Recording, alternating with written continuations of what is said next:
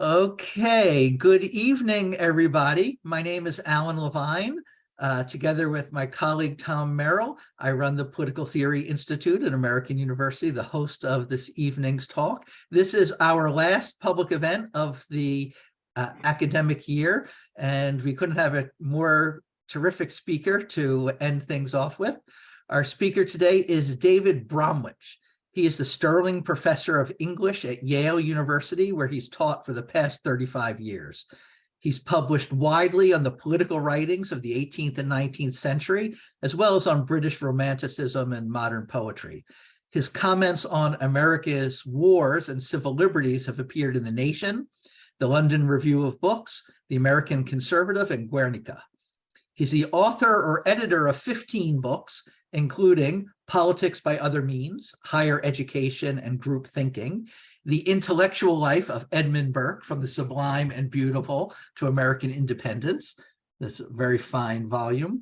How Words Make Things Happen, and American Breakdown, The Trump Years and How They Befell Us. He's the recipient of a Guggenheim Fellowship and the Penn Diamonstein Spielvogel Award for the Art of the Essay. David, it is a real pleasure to have you join us today. And I'll just say the ground rules for the event today. David is going to speak for about 30 or 35 minutes, and then I'll come back and to host a Q&A. If you have, to the audience, if you have any questions, please put them in the Q&A feature of the chat. So it is my pleasure to welcome David Bromwich on Disorder and Doctrine in America, Some Hints from Burke and Lincoln. Thank you very much for joining us. Thank you very much. The lecture will be a little different from what the topic may have given a hint of. I'm going to speak about what ways of conceiving political change in line with a preceding social and political order, and also in departure from such a preceding order. And so this is really a talk about statesmanship, if you will, but statesmanship that wants to lead with a doctrine that is not yet accepted, not yet popular, or with a position that demands new beliefs in its listeners. And my speakers, the what to say, artists of persuasion, I'm going to be talking about are Edmund Burke, great parliamentary statesman of the House of Commons in Britain from 1765 through 1794 or so, who dies a few years after his retirement from the House of Commons, and Lincoln, who doesn't need any introduction to an American audience, but I'll say a little more about how their lives fit them for their roles in these acts of persuasion as I go along. I'm going to go back to basic aperçu, observation by Thucydides in his History of the Peloponnesian War, who tells us that it is the work of a statesman to do two things, not separately, but in combination. And the leader who lacks one of these gifts is going to be only partial success, or only partially satisfactory in what he sets out to do. And he must both direct policy and explain a policy. So Lincoln and Burke interest me as figures who are able in both capacities, and both of them more than reasonably honest. If we think of American presidents, I mean, the most common index, I suppose, of persuasion and leadership, there have been remarkably few who fit this description of what counts as adequate in a statesman. Probably one per century: Washington, Lincoln, and most people would probably add Franklin Delano Roosevelt. We have yet to have an example in the 21st century.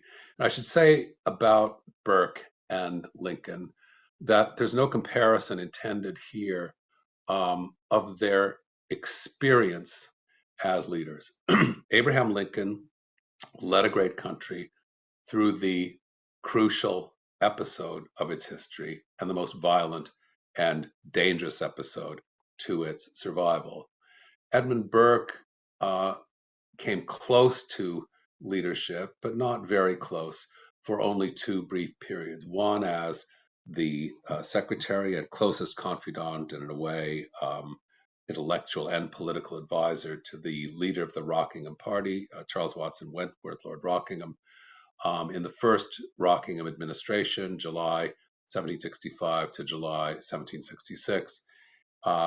The main achievement of which was the repeal of the Stamp Act, that vexatious imposition on the American colonists.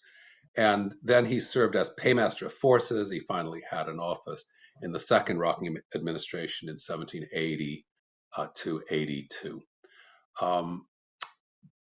Burke said once about himself that it seemed to him he was probably made for opposition.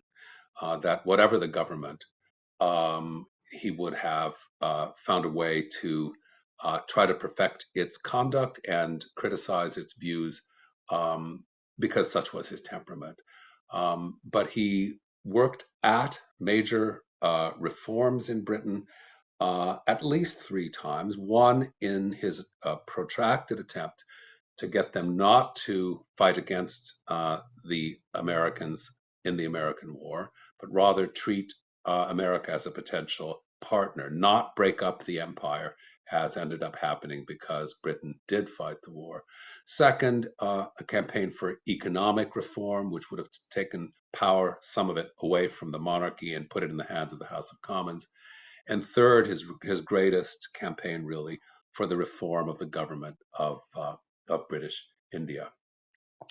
Lincoln, you might say, had, though not always going by that name, a single extended campaign that marks his career in politics, and that is his opposition to the expansion of slavery. And by the end of the war, this has transformed itself into a military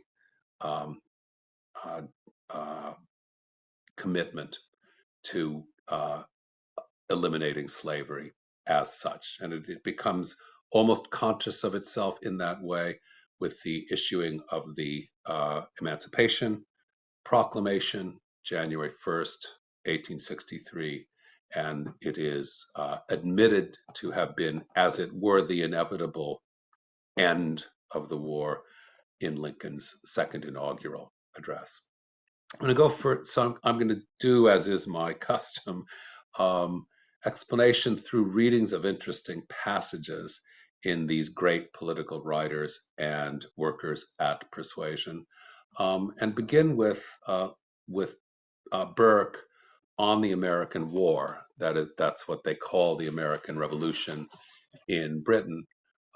His speech of 1775 on conciliation with the American colonists, and this is the I suppose parliamentary address that Burke became most famous for during the 19th century, and especially in America. He was considered, in retrospect and rightly, a weighty, a cogent, and worth showing ally of the American cause. And this text was standard. It gives you some idea of the ambition of American public education in the early 20th century. It was standard for rhetorical training and study in the New York City schools in the 1930s and 40s.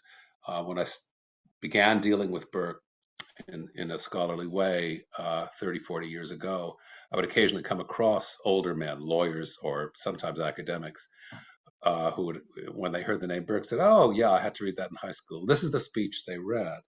And it's Burke before the war properly begins, although it's really the first shots have been fired in spring 1775, tells his parliamentary audience, "The proposition is peace, not peace through the medium of war, not peace to be hunted through the labyrinth of intricate and endless negotiations, not peace to arise out of universal discord fomented from principle in all parts of the empire. And that fomented from principle is a sarcasm, because what principle is involved in taxation? Not peace to depend on the juridical determination of perplexing questions or the precise marking of shadowy boundaries of a complex government. It is simple peace, sought in its natural course and in its ordinary haunts. Elsewhere, he calls his policy concession. I think denomination, a word for the action we're speaking of, that no American president has been willing to call his action by when what was being done was in fact concession. It is peace sought in the spirit of peace, laid in principles purely pacific. I propose by removing the ground of the difference and by restoring the former unsuspecting confidence of the colonies in the mother country to give permanent satisfaction to your people, and so on. That restoration of what he calls unsuspecting confidence is to be accomplished by not expecting any money in taxes from the Americans, but considering them prosperous and allied friends, partners in trade above all, but also in some political causes, international causes that the British and the British descendants of that live now in America may have in common. The interesting thing about Burke's procedure in this speech is that he justifies the anti-war cause by showing first prudentially how impossible a mission the British are undertaking in attempting to pacify, to tame, to subdue the American spirit of resistance. And he does it through a study of 6 capital forces, that is, circumstances about the American colonies that the British have not taken properly into account and that they had better do if they want to consider what they're getting themselves involved in this fight. So to go through those causes quickly, more quickly than Burke ever does. First, he says, is their descent. They are of a liberal descent. They are the Americans are descendants of British freemen who value their liberty. They are like us, only more so in that regard, Burke says. Second is the form of government in America. The form of government is like parliamentary government, but more broadly representative already, and tending towards democracy more than Britain does in 1775. The third cause or force, capital force to reckon with, is religion in the northern colonies. He sees radical Protestantism as, in a famous phrase of Burke's, the Protestantism of the Protestant religion, the dissidence of dissent. Get any 10 Protestants together, and there'll be a schism, and they'll divide into 2 sects of 5, and they'll divide themselves into 5 sects of 2, and so on. They are, in a certain sense, perfectibilitarians. In any case, radically conscientious protesters in their religious belief, trusting their conscience, and that is a separationist instinct to begin with. The point is that it's a fighting spirit as well. And a fighting spirit also emanates from a fact of manners in the South, which is slavery. Burke doesn't say anything overt for or against slavery in the paragraph he devotes to this, but it's obvious from the rest of his career he is anti-slavery. But he notices, simply as a social fact, that the spirit of liberty is made sharper by the relish of liberty in contrast to slavery, and the slave masters of the South are accordingly radical libertarians in the way they value their own mastery, which they identify with liberty. The fifth element, capital force, in determining the disposition of Americans, which you had better reckon with, Burke tells his parliamentary listeners, is their education, and particularly their education in law. He says that Americans have more than a smattering, or at least a smattering of law. So many of them do. Blackwood's commentaries have sold in America almost as if they were the Bible. He says, they read their contracts so carefully, including their agreements with other countries like Britain, that they snuff the taint of tyranny in every passing breeze. And he characterizes the lawyer-like disposition of Americans in general, and this is true to our own day. Tocqueville has some observations very akin to Burke's, probably got them from Burke, but he says that what are lawyers? They are acute, inquisitive, dexterous, prompt in attack, ready in reply, full of resources. Do you really want to fight against a nation that is so packed with radical Protestants, slave owners, lawyers? So there's nothing very flattering to Americans as such in this, but there's an accusation against the British of not having calculated at all reasonably on the obstacles to their attempt to suppress rebellion. That's if you will, a merely factual argument, and it leads to a prudential directive that Burke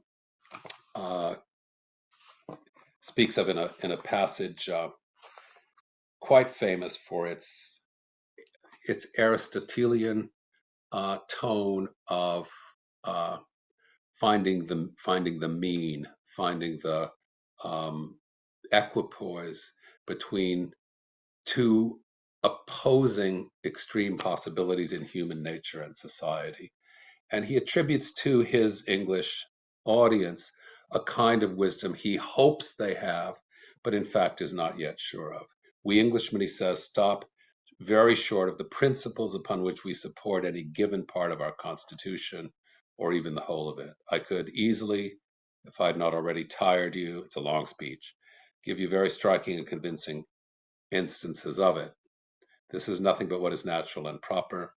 All government, indeed every human benefit and enjoyment, every virtue and every prudent act, is founded on compromise and barter.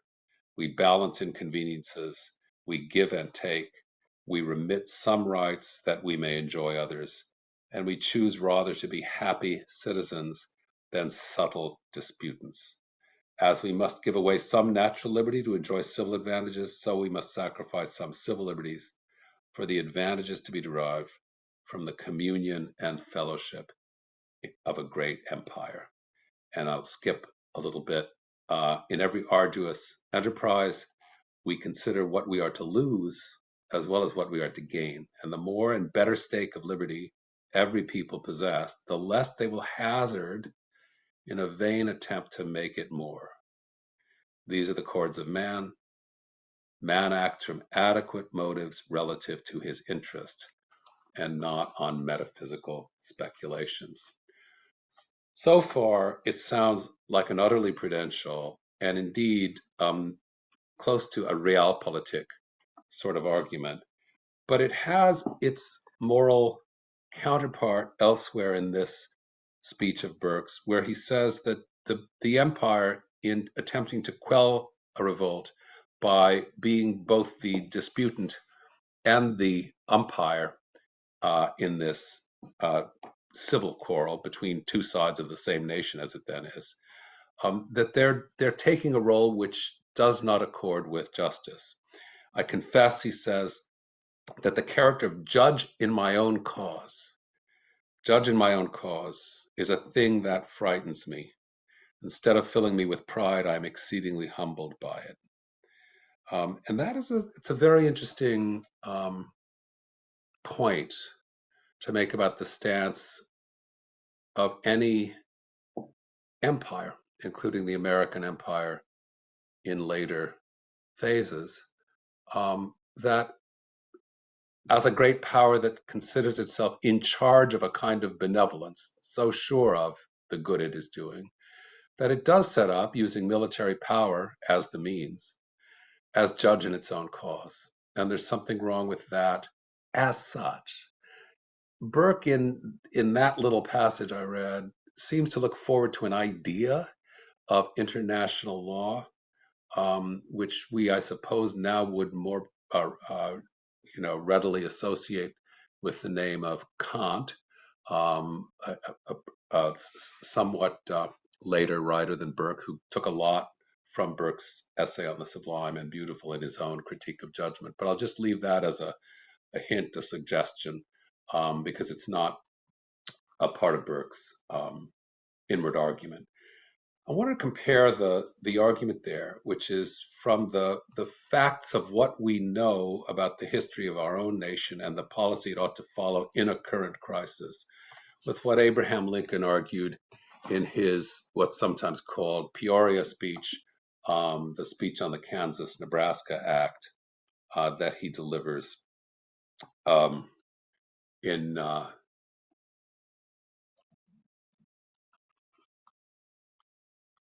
1854, October 16th, 1854. And the argument here is not whether or not to go to war with a foreign power, but whether to allow the nature of your own country to change in a way as deep as foreign war could change it. Of course, Burke thought that war with the American colonies was in effect a civil war. Lincoln here is speaking about the threat of the extension of slavery, and that if slavery should become the rule rather than an exception that people feel is gradually disappearing and ought to disappear, if slavery, instead of being extinguished, is about to be expanded, the nature of the country would change. And so he takes his stand on immediately a moral maxim that slavery is wrong. And I'll read you the passage in which he declares it most straightforwardly. And he's especially critical here of the acceptance of the sort of the creeping into American politics at that time of an acceptance of slavery in the new territories got from the Mexican War of the late 1840s. People saying, I don't care if, as Stephen Douglas said, I don't care if they vote slavery up and down or down in the new territories. Let's not fight with each other over something so small. And Lincoln responds, in effect, in this speech, this declared indifference, but as I must think, covert and real zeal for the spread of slavery, I cannot but hate. I hate it because of the monstrous injustice of slavery itself.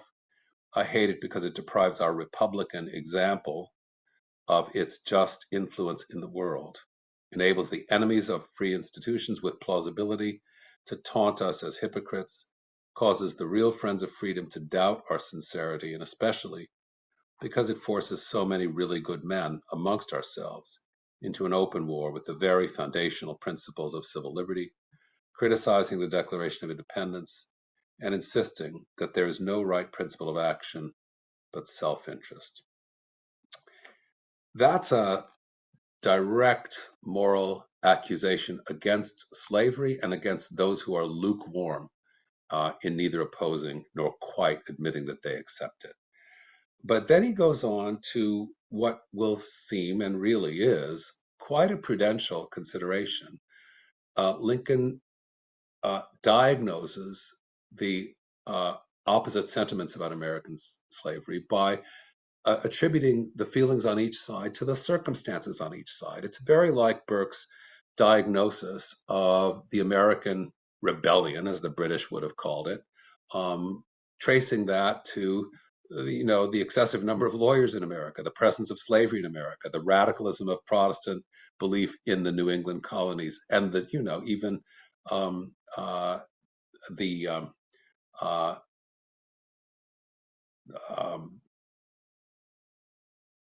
the fact of a British parliamentary government having become so much closer to democracy in America. So Lincoln, here he is doing something like that in order to, in a way, calm the waters. He may have seemed to roil by that extraordinary, principled, statement against slavery in the paragraph I just read, because the next paragraph goes, before proceeding, let me say I think I have no prejudice against the Southern people. They are just what we would be in their situation. If slavery did not now exist amongst them, they would not introduce it. If it did not now exist, if it did now exist amongst us of the non-slave states, we should not instantly give it up. This I believe of the masses, North and South. Doubtless there are individuals on both sides who would not hold slaves under any circumstances, and others who would gladly introduce slavery anew if it were out of existence. We know that some Southern men do free their slaves, go north, and become tip-top abolitionists, while some Northern ones go south and become most cruel slave masters. So there is both an accusation and a kind of remission there that allows space for, let's call it concession. What kind of concession on slavery did Lincoln want? Comparable to Burke's suggestion that in the prospect of war with America, Britain just concede. There's a distance of 3,000 miles between us and what we want from the Americans, and there are other kinds of difference too that we should not fight over. Lincoln is asking here for Americans of goodwill of the North and of the South who agree that slavery is wrong, but that it exists, to pledge themselves to its gradual extinction. And in the early stages of the war, this will materialize in the form of a proposal of gradual compensated emancipation. It didn't work. The war had to go much farther, much deeper, and get much bloodier, finally, to abolish slavery. But the suggestion immediately that comes out of the moral opposition to slavery, as there is a kind of moral opposition to oppressing your fellow British citizens in Burke's appeal on conciliation, his opposition becomes prudential in that sense of a kind of compromise, not a compromise with slavery, but as a compromise of tactics of how to make it go out of existence. So those are two somewhat parallel kinds of argument, and I'll go more quickly than I initially meant to, but I want to keep close to the 35-minute maximum that I assured Alan Levine I would observe.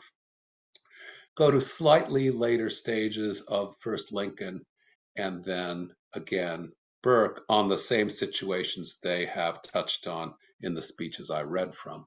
So Lincoln, 3 years later, 3 years after that October 1854 speech about the declared indifference but covert real zeal on behalf of the monstrous injustice of slavery, comes to speak on the subject of the Dred Scott decision of 1857. And that is an extraordinary decision, an opinion of almost 100 pages by Chief Justice Taney.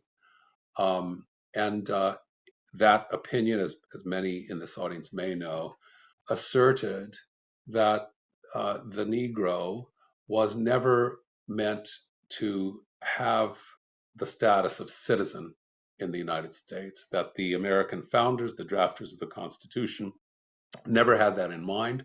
There were no constitutional grounds, therefore, for barring slave owners and their human property from the new territories. And Lincoln suspected, and this comes out in many things he says, both here and in the subsequent debates with Stephen Douglas in 1858, Lincoln believed that this decision, by saying that slavery was ultra legal and part of the intention of the constitutional framers, slavery was now on the road to being nationalized. There was nothing, given the framing of this Supreme Court decision, there was nothing now to stop slavery from being opened in the states where it did not exist at present. If it was the intention of the founders that slavery should just be legal everywhere. That went against historical precedent, though not accounted for in Taney's opinion. as Lincoln pointed out, there were slaves in the northern states who were already voting in the very first elections held in the United States. Did I say slaves? There were black people voting in the very first elections, free black people voting in the first elections in the United States. And there is a whole pattern of legislation in the next 20 years after the signing of the Constitution tending toward the abolition of slavery. The abolition of the slave trade is only one such enactment. So Lincoln says in this much closer to a protest speech, as he is campaigning for the Republican Party, a kind of prelude to his run for the Senate in 1858, he suggests that there has been a retrogression in the understanding of American liberty by the Americans themselves, and only that can explain an enormity such as Chief Justice Taney's opinion. And he looks back on the days of the founding and says, in those days, our Declaration of Independence was held sacred by all and thought to include all. But now, to aid in making the bondage of the Negro universal and eternal, it is assailed and sneered at, and construed and hawked at, and torn, till if its framers could rise from their graves, they could not at all recognize it. All the powers of earth seem rapidly combining against him. Him is the slave. Mammon is after him. Ambition follows, and philosophy follows. And the theology of the day is fast joining the cry. God pronounced slavery to be good, according to the pro-slavery theology. They have him in his prison house. They have searched his person and left no prying instrument with him. One after another, they have closed the heavy iron doors upon him, and now they have him, as it were, bolted in with a lock of 100 keys, which can never be unlocked without the concurrence of every key, the key in the hands of 100 different men, and they scattered to 100 different and distant places, all those states that now might be closed to freedom. And they stand musing as to what invention in all the dominions of mind and matter can be produced to make the impossibility of his escape more complete than it is. So Lincoln goes from an appeal to the common sentiments for liberty, the common sense, if you will, of Americans that slavery is wrong in that 1854 speech, to a suggestion, at least, that the powers that be, the powers that account for Supreme Court decisions, who wins presidential elections, and what the enforcements are in this or that state, that they have now come to a different reading of the Declaration of Independence than what the right reading would always have been. And he explains that this is a historical argument about the nature of liberty towards the end of that Dred Scott speech, and I'll read that bit right now. Here's Lincoln's understanding of what the signers of the Declaration of Independence meant. And he has always read the Constitution as having in mind somehow, even if not out loud, having in mind the principled statement of the opening paragraph of the Declaration of Independence. So he says, they, the signers, they meant to set up a standard maxim for free society, which should be familiar to all and revered by all, constantly looked to, constantly labored for, and even though never perfectly attained, constantly approximated, and thereby constantly spreading and deepening its influence and augmenting the happiness and value of life to all people of all colors everywhere. I'm going to stop briefly and say it's a beautiful and profound statement, also a statement by Lincoln easy to misread. He is not saying American power should spread American emancipation everywhere and become an empire of liberty. He is saying that American liberty, if we can succeed in extinguishing slavery, should become exemplary, a cause of hope to everyone, as he thought America as the first example of a spread out constitutional republic could be an example to everyone, to give hope to everyone. The assertion that all men are created equal was of no practical use in effecting our separation from Great Britain. Why did they even put it there, he's asking. And it was placed in the Declaration not for that, but for future use. Its authors meant it to be, thank God, it is now proving itself a stumbling block to those who in after times might seek to turn a free people back into the hateful paths of despotism. They knew the proneness of prosperity to breed tyrants, and they meant when such should reappear in this fair land and commence their vocation, they should find left for them at least one hard nut to crack. And I'll finish fast with a passage from Burke. Lincoln, we heard 3 years after his initial statement on what has happened to American freedom in the light of American slavery. And we'll hear Burke now what has happened to Britain in the light of their wrong pursuit of war with America. This comes 2 years after his speech on conciliation, and he talks about the destruction wrought on civil manners in Britain itself as a result of the Civil War, which he believes the war with America to be. Let me go to the passage on that, where Burke talks about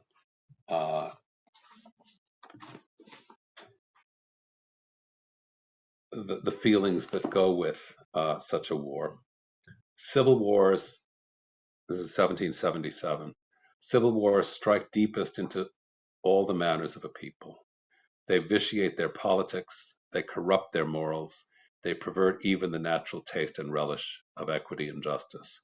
By teaching us to consider our fellow citizens in a hostile light, the whole body of our nation becomes gradually less dear to us. The very names of affection and kindred, which were the bond of charity whilst we agreed, become new incentives to hatred and rage when the communion of our country is dissolved. He is careful to add that he does not suppose that any liberty can be perfect. And if that is what the Americans are aiming at, that is something they will never realize. But we are trapping ourselves by losses of civil liberties in Britain, including the suspension of habeas corpus, by the fact of our dedication to civil war. Liberty is a good, Burke says, to be improved and not an evil to be lessened.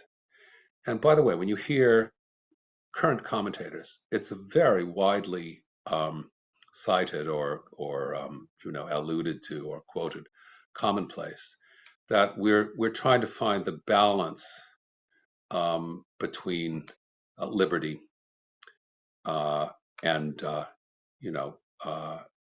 coercion. That's not the way the principle of a constitutional republic, a free republic, works according to Burke or according to Lincoln. Liberty is the founding principle. The limitations come out of a common sense of what is required to enjoy a restrained liberty. There's not an idea first of control and then how much liberty can we allow given our need for control. The final passage from Burke, where he's talking about the liberty of Britain depending on some remission of hostility towards America. I know and have long felt the difficulty of reconciling the unwieldy haughtiness of a great ruling nation, habituated to command, pampered by enormous wealth, and confident from a long course of prosperity and victory, to the high spirit of free dependencies animated with the first glow and activity of juvenile heat. That's the colonists. And assuming to themselves as their birthright some part of the very pride which oppresses them. They who perceive no difficulty in reconciling these tempers are much above my capacity or much below the magnitude of the business. Now to sum up, to go to the features of these acts of persuasion that are shared, I think, between Burke and Lincoln. First, the interest in history as building the foundations for an argument about present policy. The history and character of a people or of more than one people are always to be held in view. In Lincoln's case, the history bears on American freedom and ideals and the tension between those and liberty. In Burke's case, the idea of the generous partnership that defines an empire as opposed to a practice of coercive domination. So there is that historical commitment to, describe what are the circumstances that lead us to this present pass. Second, there's a prudential argument. In Lincoln's case, it's against the retrogression he sees from the understanding of the Declaration of Independence that prevailed in the late 18th century to what we have degraded it to now. In Burke's case, as you just heard, the prudential argument is about how little we want to abet in any way to soften the impact in our minds of the deformation of civil manners that go with a war such as we're now fighting with the Americans. That's a prudential argument in both cases. It has to do with, in a way, recognizing where we have come and where it's leading us. But there's also a moral argument underlying it. In Burke's case, as you saw, it's the self-suspicion of the wrong of being the judge in my own cause. Being the judge in my own cause is a thing that frightens me. And in Lincoln's case, it is a radical conviction of what he calls the monstrous injustice of slavery itself. I think what the two political writers, persuasive arguers for what was for both of them at the time a minority cause, what they share is a non-exclusionist, let's just say a generous definition of liberty, and a psychological sense of the power of contagion in habits of domination, in the habit of coercing to get the end that you want. Slavery is nothing but protracted coercion. And the war of a powerful empire against its offspring overseas was an attempted coercion, which in part the distance prevented from succeeding. So they won those arguments in the end, but didn't have the satisfaction of gaining power as a result of their victory. The arguments, in a sense, had value in themselves and became things of considerable worth to successors of Burke and Lincoln, and there are connections possibly between them that we can talk about if you like. I went on a bit long, and for that I apologize, but let's go to the next part. I can't hear you, Alan. Okay, thank you very much. Let me remind the audience, please, to post your questions, comments in the Q&A feature. I'm going to take the lead in asking some questions. Maybe we can talk about some of the ideas that you generated in that very rich presentation. I want to just start off with maybe some of your own views, right? I'm going to dig into the text a little bit in a few minutes, but I know you've written a lot on contemporary American politics, and the way you framed this in terms of understanding statesmanship, but leading with a new doctrine, right? Or some idea that is not already rooted in the community, right? And so the idea is, how do you lead a change, right? And can you talk about that in terms of current politics, the current American political situation?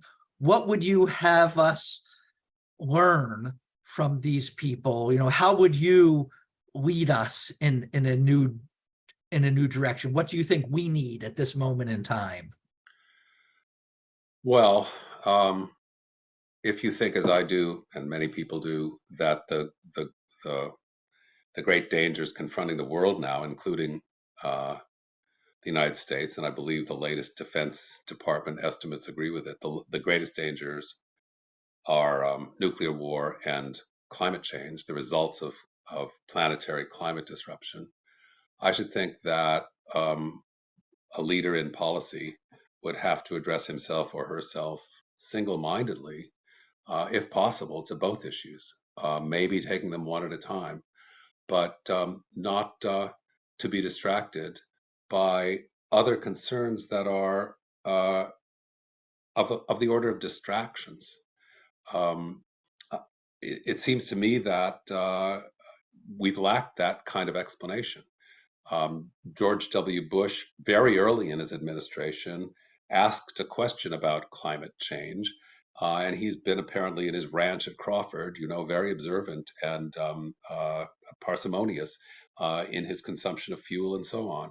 But he was shot down by Dick Cheney, who said, "Remember the base," and the base is not interested in these things.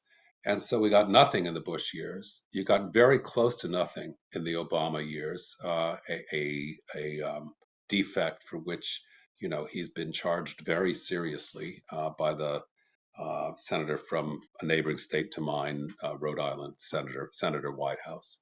I won't quote the language he used about Obama's abject failure on this front.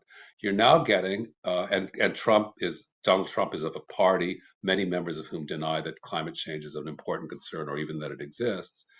And Trump does not disagree with that denial. So you now have lots of mention of this issue. It's out there in the press, as it was not before, and we see all around us the effects of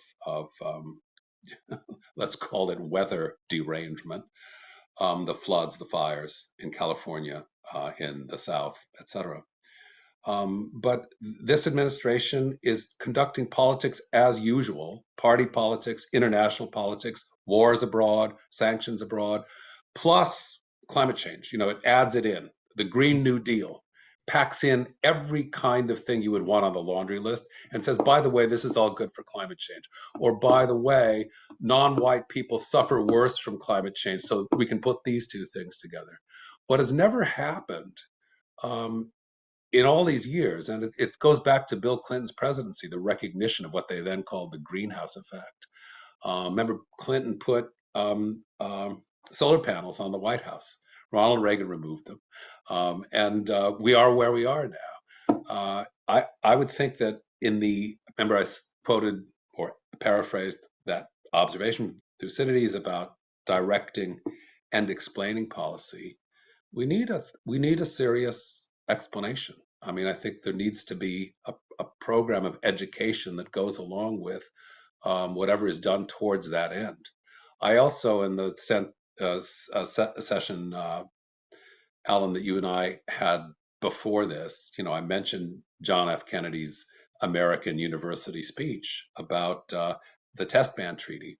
Well, now, thanks to the stimulus of the war in Ukraine, on both sides, Russia and the United States are going to build up new nuclear arsenals, going back to almost zero on that pattern of exposure of the world to planetary destruction by a different means. So, those seem defensive, unromantic, non-glamorous, utterly lacking in spectacular value tasks to dedicate a whole people to. But I think they're urgent. They become a matter of necessity. And I don't know, psychologically, I can't even keep my mind on these issues as much as I would like, as much as I think is my duty. A member of my household does. Um, and I'm partly speaking from knowledge I have through her. But, there's so little written about. I cited Reinhold Niebuhr in the earlier session today, the transfer of unselfishness from egotistical, from individual to collective projects, and how that vicarious selfishness can be very destructive and also very self-deceived. And I think there's a equally hard topic for us to think about psychologically, politically, morally, in how to use the energies of people, their desire to dedicate themselves to something important, vital, necessary, how to make that, how to use those energies in a way that stays interesting, that preserves commitment, and yet the object is not war or anything so obviously exciting, either for destruction or creation. We're talking about, in effect, I'll use the very unfortunate, but I think inevitable phrase that we get from William James, the moral equivalent of war. There is no moral equivalent. Nothing is the moral equivalent of anything else. But what James had in mind is war calls on energies in men that are admirable in themselves. But what war does with them is not admirable.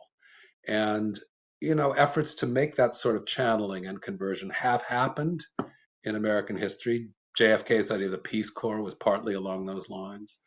But I think we need that now, probably more pressingly than ever before. And I don't see it coming from our politicians. So that would be the way I describe.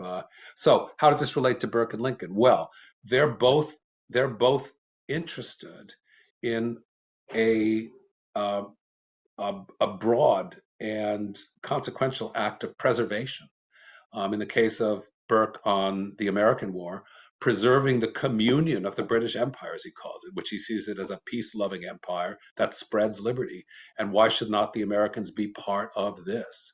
And then finally, just a battle for to preserve civil liberty itself in Britain.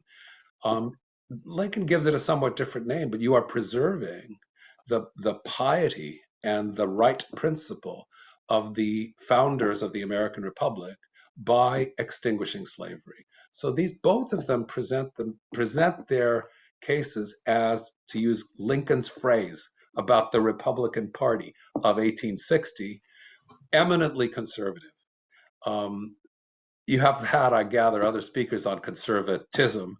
So I'll say if you think of it as conservationist or preservationist and not conservative merely, maybe there's less of a curatorial or antiquarian air about it, and something that is committed to a task we can recognize in nature and society both. So insofar as Burke taps into the highly valued British principle of liberty, and Lincoln taps into the American value of equality and properly understood, how would you tie in your concerns with global warming and nuclear weapons to an American principle to reframing or re-raising in a new way an American principle to address those? Yeah. You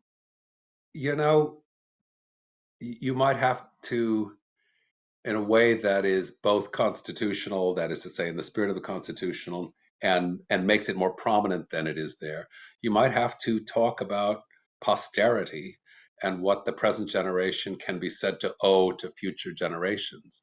A right of life for the living, and a right for those who come next to go on living in a manner not too much less prosperous, not too much more ridden by natural disasters than the life we have.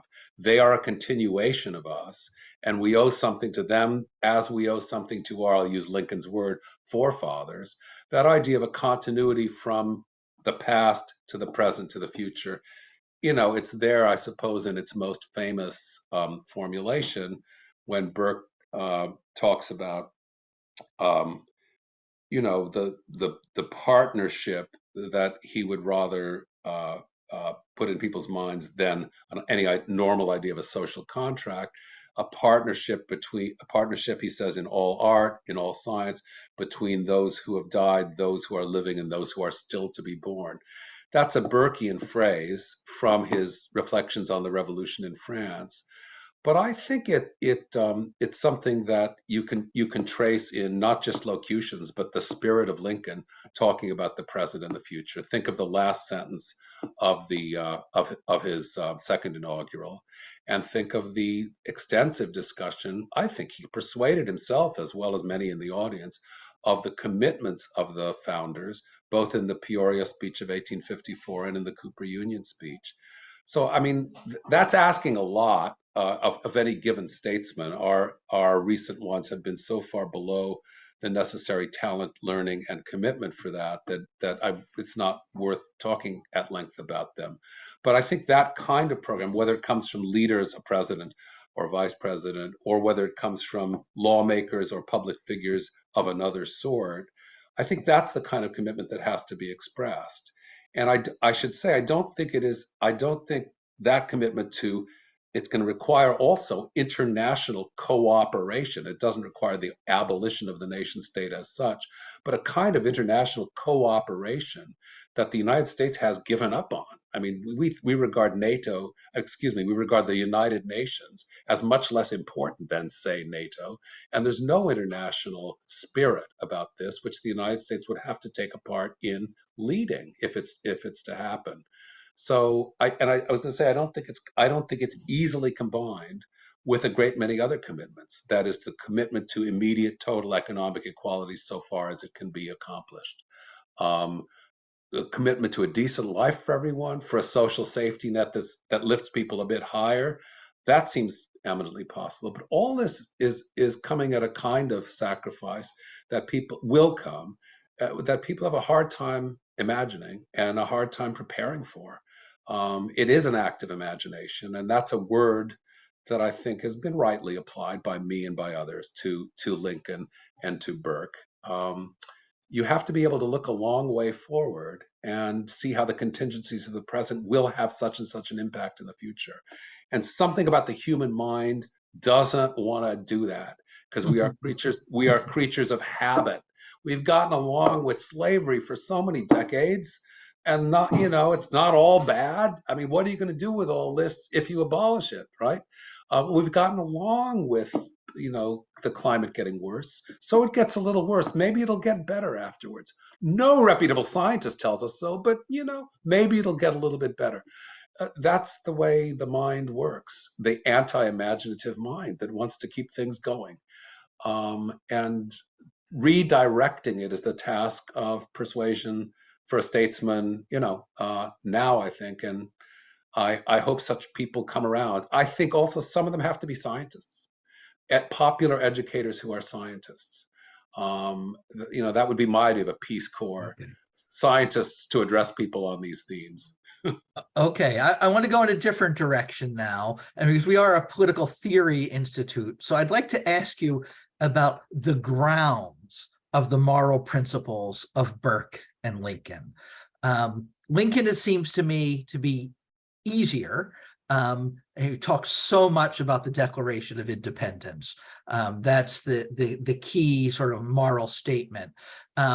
For him, do you think, is that where the moral sensibility comes from? Simply, let's say, from the Declaration? Does it also come from religion, or how does he ground his moral ideas? And then we'll turn to Burke.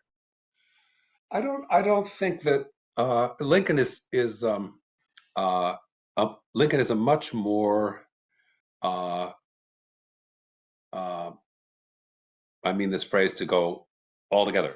He's much more of a political thinker above all than Burke is. He thinks about politics as the means by which people realize something possible for themselves that is good for them. On the other hand, I don't think he's a political thinker in the manner of Aristotle. That is to say, political action is the highest and most essential human action. Lincoln talks about common sentiments, habits, the way people treat each other, as a kind of given in human nature, and that there are, there are people who are. What does he say in the Lyceum speech? We don't want the lawless in spirit to become lawless in practice. We want people to acquire or reacquire or train themselves to the habit of law abidingness. And he thinks that habit is of infinite worth, that particular one, but others too, of ordinary kindness towards other people. And I think the antagonist for him is constituted of habits that have become destructive to human let me, I don't want to talk drivel. Let me go back. Um, he believes that the becoming accustomed to tyrannizing over others, which happens in slavery, that too can become a habit. Sure. So that the function of a statesman or the function of a lawmaker of any sort is to, set up boundaries that are as close to absolute as possible and that lead people away from desiring those habits that are harmful to many, that are cruel. And I think Lincoln's hatred of cruelty is one of the remarks. I mean, that's actually a quality both of these men have in common. It comes out um, in their comments on race, actually. In Burke, when he says it's a remarkable sentence in his letter to Miss Mary Palmer, a relation of Joshua Reynolds's niece, and he says to her, when she's asking why are you waging this campaign against the East India Company? I have a young man I know who's going to go out to India now, and they seem perfectly well intentioned, and the Indians are so foreign, and this and that. And the company, are you really set against the Governor General Warren Hastings? Is it something personal? Do you know? And Burke answers her. The sentence is, um, uh, I go with no party in this matter, my dear Miss Palmer. Um, and I have nothing personal against Reynolds. And then he says, I know very well what I am doing, whether the white people like it or not. This is Burke. Lincoln says things like that occasionally too, in letters, sometimes in the debates with Douglas. So this idea of refusing any sort of honorific description or any acceptance of the tyrannical tendencies in individuals, I think is part of what they have in common too. And it has to do with the habits that are to be encouraged and the habits not to be encouraged. But cruelty isn't just a habit; it's something deep in someone. Okay, Charity is not just a habit. one other question on Lincoln from me. And so Lincoln is, so powerful about ending slavery, but he doesn't articulate a more positive vision of integration, right? Doesn't. In your view, is that prudential, or is that a lack of moral imagination? I Both. think he couldn't. I think he couldn't imagine. He says it at the end of actually in the paragraph following the long one I read out from the Yeah. Kansas-Nebraska speech. He says, "What should we do then? Free them all?" And then he goes through the consequences of that. Well, how are they going to live? They are people without means. Are you going to follow a plan of colonization? A lot of people now think Lincoln was big for that. He wasn't. It's like 3 lines in the index of his works. Um, no, he can't actually imagine what is to become of these. How many millions were there at that time? 4 million? I think it's more like 8, but Eight I could million? be wrong. No, it's in the single digits, but it's up there. Um, a great many slaves who most the huge majority of whom are unequipped to live on their own, and how they're going to get property from a federal government that doesn't have the power yet to dispose of property in that way. 40 acres and a mule becomes the formula, but it's easily mocked even to this day. Um, he can't imagine it. I wouldn't call it a failure of moral imagination. I think it's a failure. It's a natural and inevitable failure of being able to imagine. Just as I can't imagine, I can imagine that this process of planetary climate disruption is making things worse. But I actually can't imagine what it's going to be like in 30 years if we do nothing. And it's Okay. hard for me to imagine exactly the way to the next step either. And I think concerning even race relations, I think we're still at a loss to a great extent. There's a much larger black middle class than in Lincoln's time anyone could have imagined. But the problems are enormous, and the solutions haven't been imagined. So I think that's just honest on Lincoln's part. But there's an exception. When the territorial governor of Louisiana, Nathaniel Banks, asks Lincoln, "How shall I constitute the legislature? What shall I do?" Lincoln writes an interesting letter to him saying, uh, I want you to put the largest possible number of educated Black people into the legislature, into public offices in Louisiana. Could be the beginning of the Black and white people there. The phrase is living themselves out of their old relation and living themselves into a new relation with each other. So that's an interesting document. Lincoln seeing there something new is possible, but it's only conjecture and hope. Okay. One last question from me, because we have a lot of questions in the queue. And that's just on the ground of Burke's thought. Where does his moral sense come from? I mean, in the book, which you kindly held up, I took it to be a distrust of the abuse of power above all. His sense that um, uh, society is prior to politics. Politics, and Burke is in no way a Democrat. He's a great distruster of democracy, but politics should be done not by the people, but definitely for the people. And it is of course government of the people, and that as many checks as are consistent with that sort of the government that follows from an aristocratic society, but which is done in the interest of the people in general, as many checks should be put in place as are consistent with running the government for the good of the people. That means, he says it in one of his India statements, a combination of the essentials are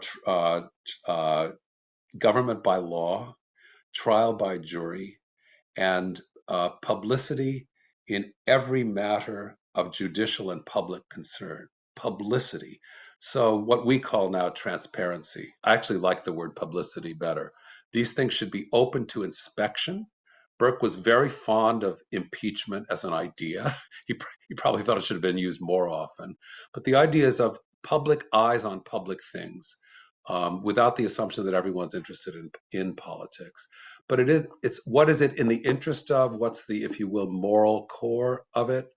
I think the ability without obstruction of people to live their lives on the whole as they would wish, not to suffer from great necessity or the pressure of want, but all that without any particular accompaniment of belief in equality, belief in liberty, but with equality very much in a less regarded position.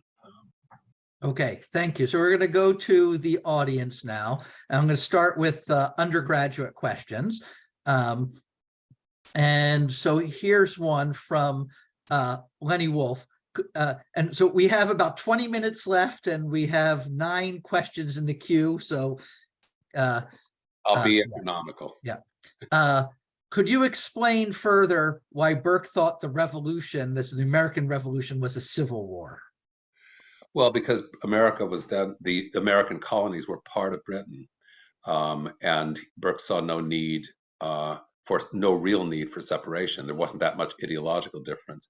He does see a much greater press, largely from the force of the radical Protestants in the northeastern colonies. He sees that it's going to move towards equality, towards self-government more than Britain ever has. But he still thinks it's something familiar. It is something very British looking. It's something like, what you saw in the immediate outgrowth of the English Civil War, an event Burke did not idealize, but he thought Britain still was a good and liberal country after that. So it seemed a civil war to many people. It can be called that. Burke just insists on calling it that. And he was in great sorrow about what he called the loss of the empire in the West. That is to say, our British Empire there. And that's part of what led him to dedicate so much energy in subsequent years to saving, as he thought, the empire in the East. That is India. But he had an enormous, and I think to us hard to recognize or sympathize with, idealism about the humanitarian good of the British Empire, and he saw the Americans as just a natural part of it. Okay. Here's a question from an AU undergraduate, August Clark. What, according to Burke and Lincoln, respectively, constitutes a good political executive? For instance, is it someone who can inaugurate change without the partisanship which attends it? Someone who uses their office for national unity during tenuous times? Someone who takes necessary risks for what is morally good? Good. Well, conciliation is a word. Conciliation, bringing two parties together, is a word that is used only in a favorable sense by both Lincoln and Burke, and both believe in the good of compromise. But there are certain things you don't compromise on. There's the basic idea that slavery is wrong in both Lincoln and Burke, for that matter, though I didn't cite Burke on that subject.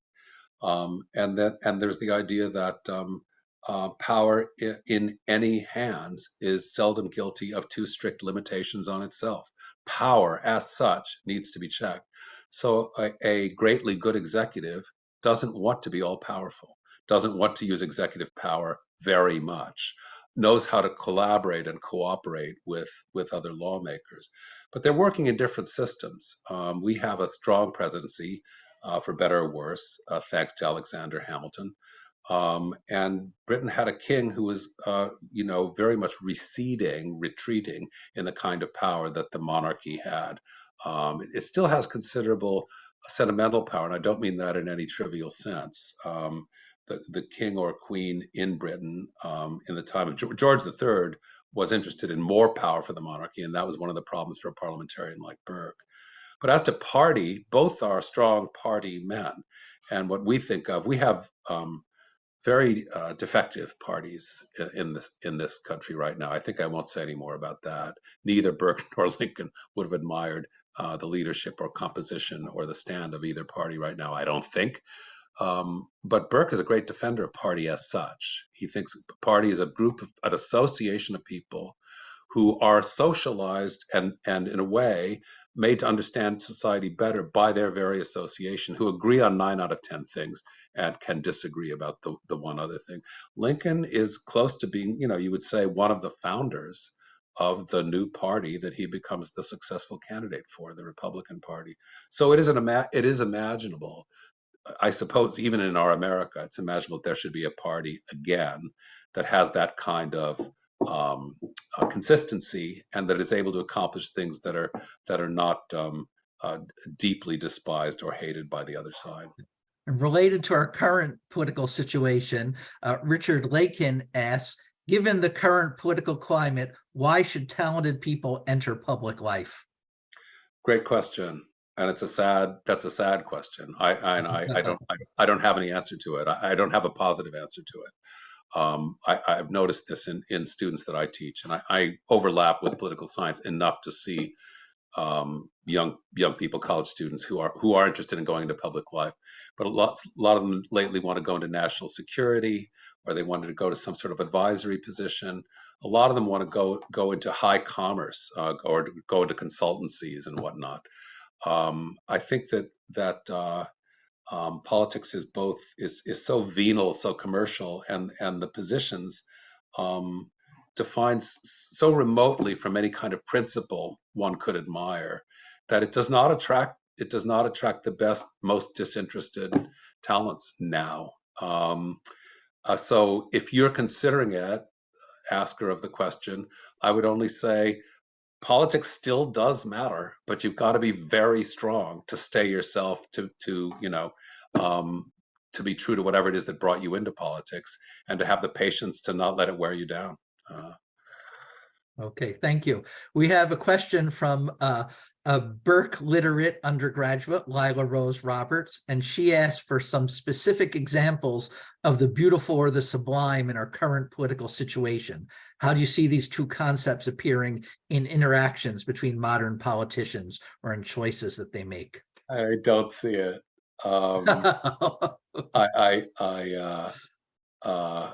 Neither the beautiful nor the sublime. I mean, there are phrases that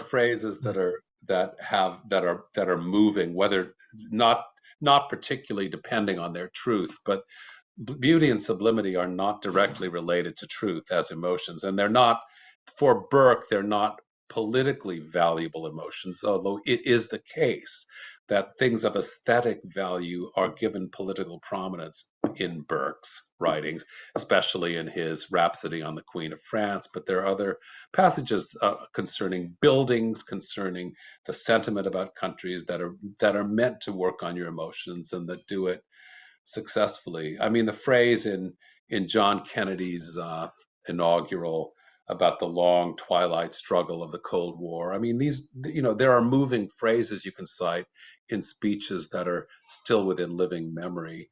But I don't. If you want to go to something that's an act of eloquence that has power, uh, moral power of a kind that is stirring. I don't know if I'd say sublime. A lot of people would point you as far back as the lawyer Joseph Welch's denunciation of Senator Joe McCarthy in the Army McCarthy hearings. It's in a movie called Point of Order that you can actually watch online. But that's a moment. There are moments like that in the politics, in American politics in my lifetime. But I can't recall it recently. I can recommend some movies that have sublimity. Mulholland Drive. I can give you another list. Okay. All right. This is from Gabe Whitbread. She is a professor of political philosophy at Clemson. And she asks, please elaborate on your suggestion that Burke has cosmopolitan, universal human rights sympathies. Given his comments on, i.e. India, Ireland, I can agree that in his heart of hearts, he'd hope for freedom for all. But does he ever go on record with such principled hopes? It's my impression that Burke is very careful not to do so and may well be shifting uncomfortably in his grave at the thought of being compared to Kant. Yeah, I don't care what my remarks do to these people in their graves. If I could argue with them, I would try to bring them together. No, not really. Um, he says in his speech at the Bristol Guildhall, running to be returned to Parliament in 1780. A great speech, and apparently extemporized. That is, the written version we have is mostly what he just said without having written it down. He says, talking about himself as many things, as Irish and American in his sympathies during the war, and British. He says, I suffered with all of them. I felt with all of them. It's a fascinating passage, and you can go to it. That's where you'll find that statement. I wouldn't call it cosmopolitan, but it is a kind of renunciation of mere national loyalty as a small thing in the context of a war. And then comes the sentence, the sphere of my duties is my true country. The true sphere of my duties is my country. That's pretty Kantian. The true sphere of my duties is my country. He doesn't mean that Britain is given the context I've just given you. He doesn't mean that Britain defines his duties. He means that the name of my country is my duties. So Burke does say that, and it's there in the India speeches too. It's there in his in day 2 of his speech in opening the impeachment of Warren Hastings in 1788, when he has a whole series of paragraphs denouncing what he calls geographical morality, the idea that what is right changes as you move from place to place. And Burke does not draw a sharp line between morality and politics. It's important to get that. Niebuhr understood that about Burke. He was a good reader of Burke. Burke says that, as far as he is concerned, he says it in a couple of places. The principles of politics are nothing but the principles of morality enlarged.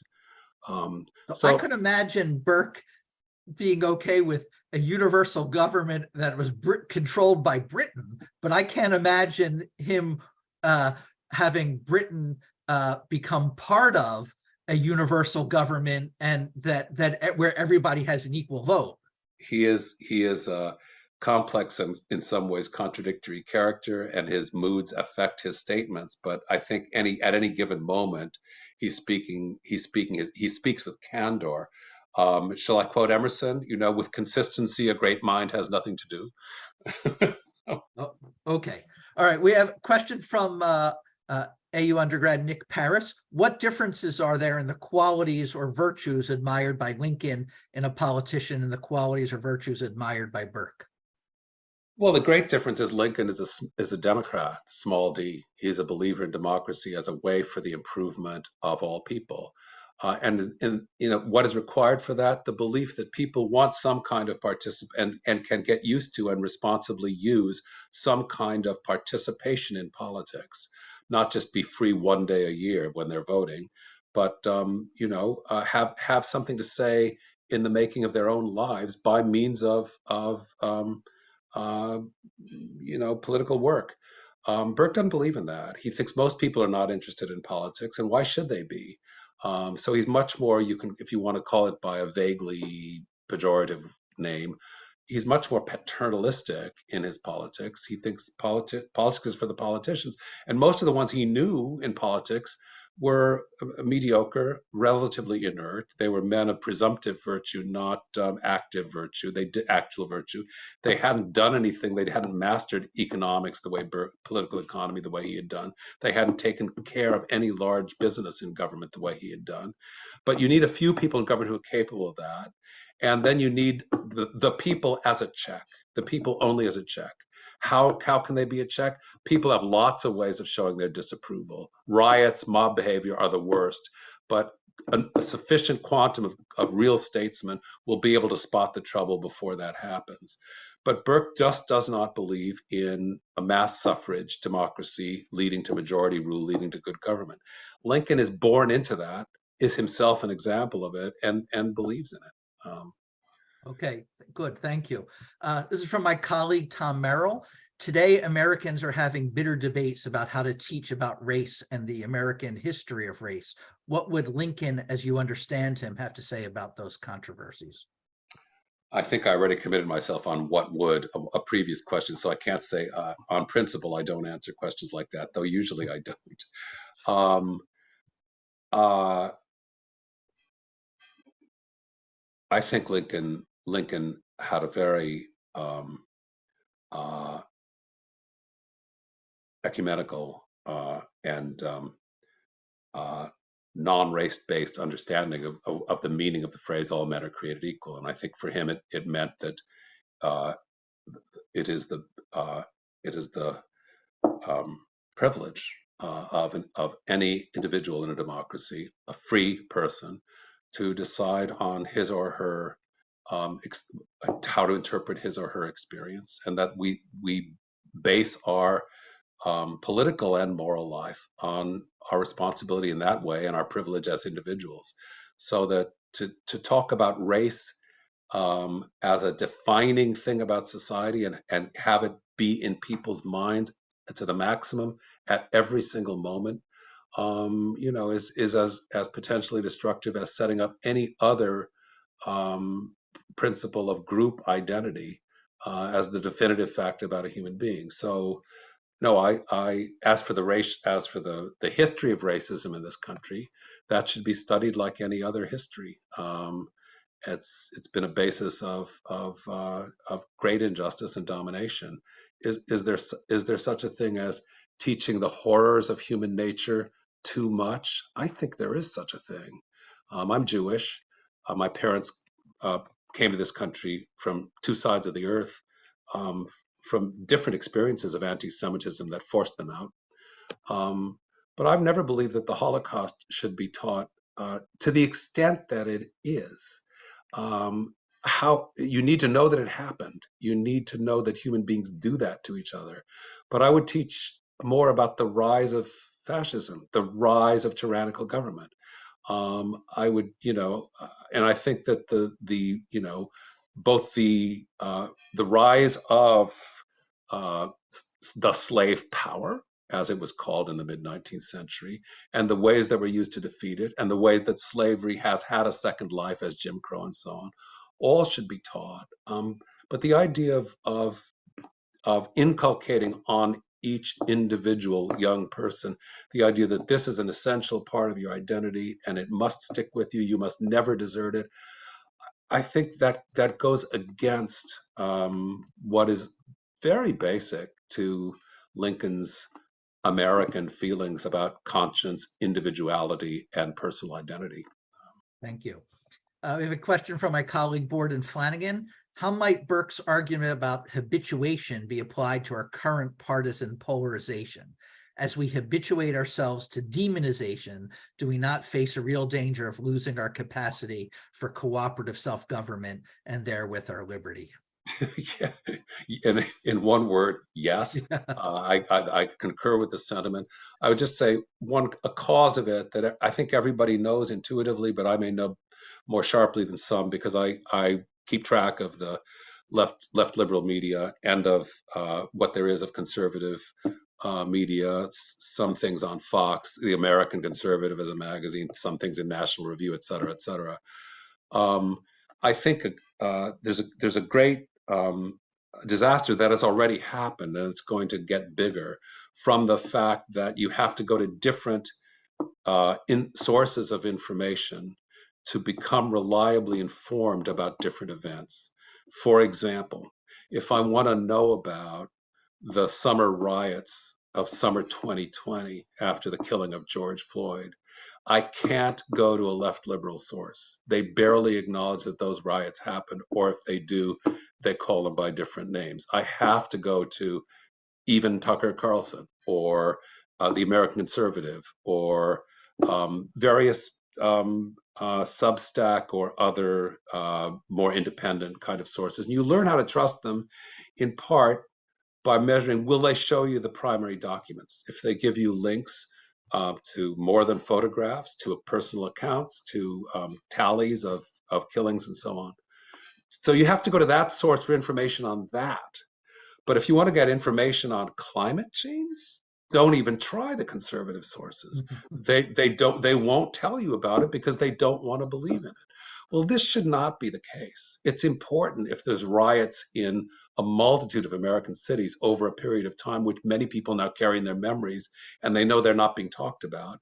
And it's terrible if people who want to think all this is just going to be over and things are going to get better don't get it from the only sources that they use. You could multiply that on a great many other issues, and you'd find that you get this kind of information from this place, this kind from that place, and it is a kind of disaster. And I think it is very much the fault of selective truth, telling part of the truth with such equivocation that it shouldn't even count as part of the truth on one side and on the other. Okay, we've got 2 minutes left. I'm going to take 2 more questions. I'll ask you to be brief. This is from Jeff Giantonio.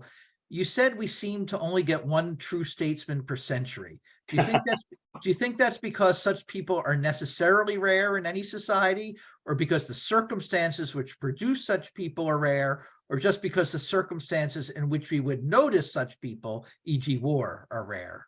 Yeah, I shouldn't have, if I said it, and I might well have. I take it back a bit. I didn't mean only one statesman. I was only citing presidents, Washington, Lincoln, FDR. It is a problem. Tocqueville has things to say about this in Democracy in America.